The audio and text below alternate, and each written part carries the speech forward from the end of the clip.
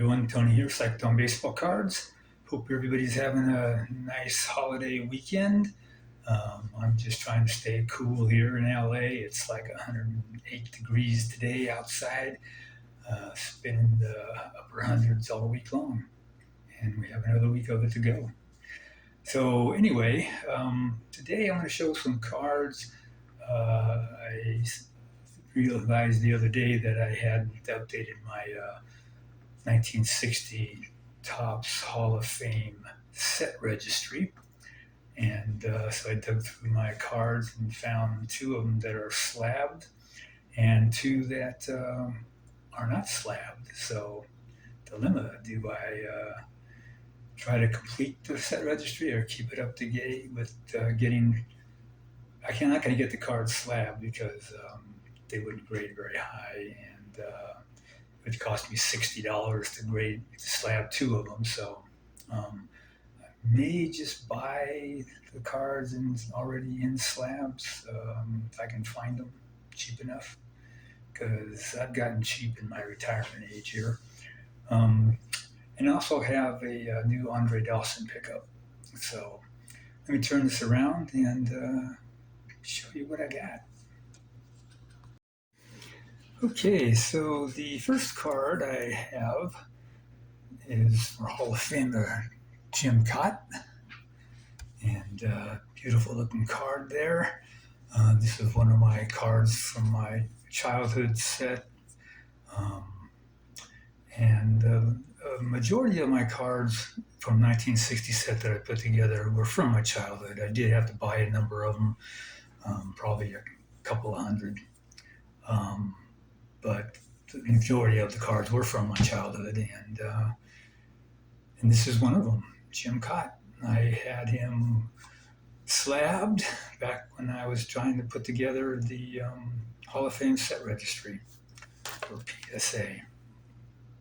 And then the next one I have is Minnie Minoso.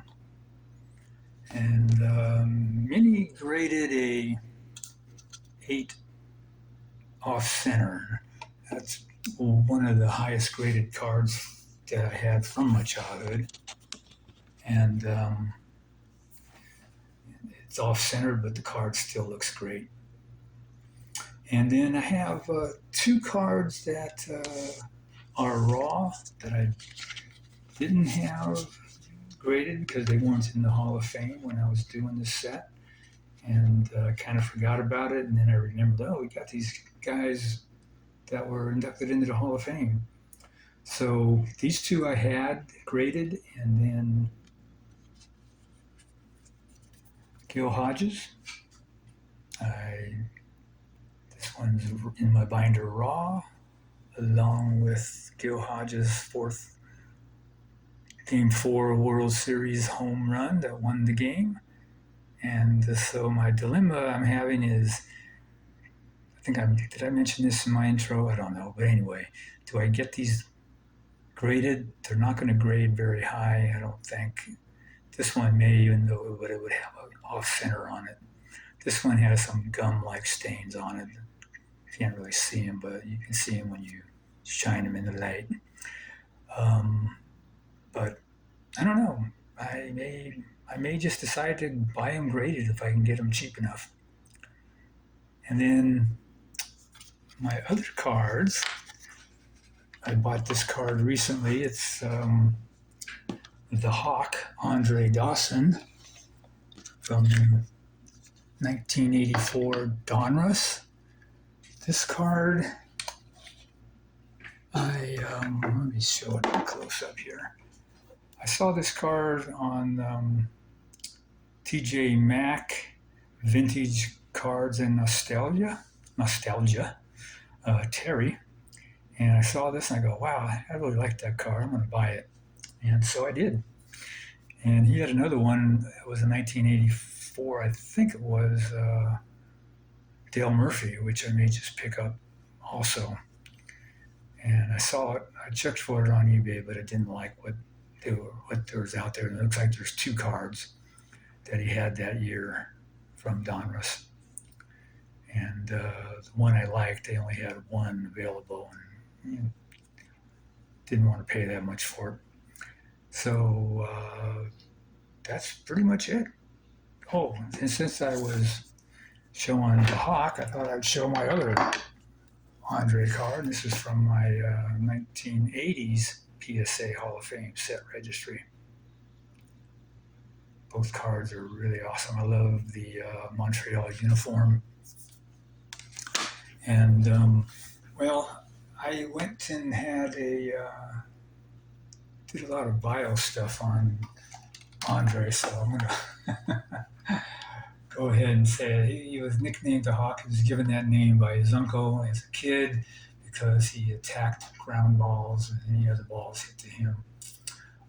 He played 21 seasons, his first 11 were with the Expos, 6 with the Cubs, and 2 each with the Marlins and Boston. He was a career .279 hitter with 438 home runs, 1,591 RBI, 2,774 hits, and a 64.8 WAR.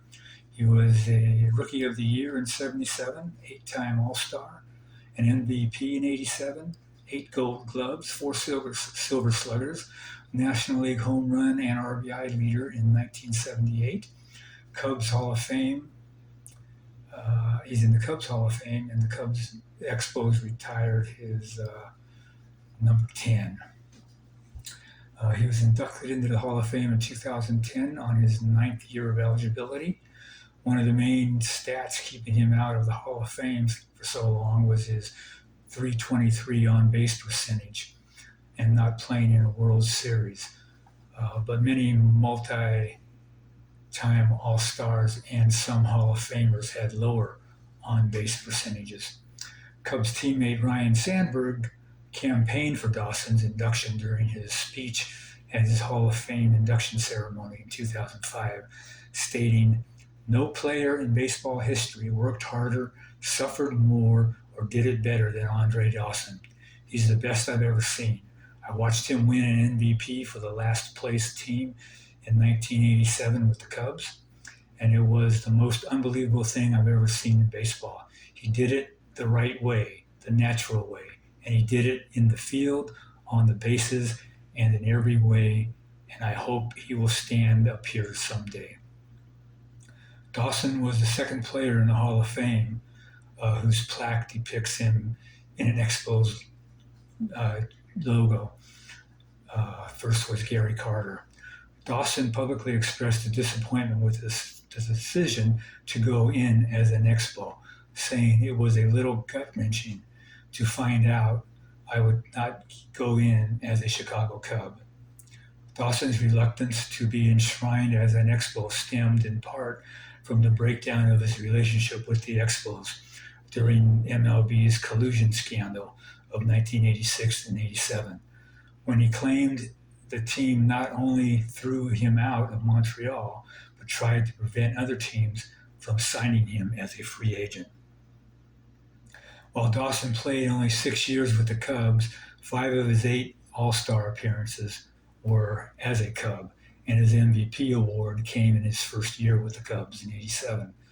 The Hall of Fame's reasoning was that Dawson had 1,575 of his 2,774 hits as an Expo, won 6 of his 8 Gold Gloves in Montreal, and led the Expos to their only postseason series win.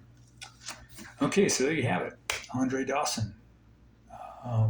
For all of you who stuck with this video, I hope you enjoyed it. And until next time, everybody take care and have a great rest of the holiday weekend.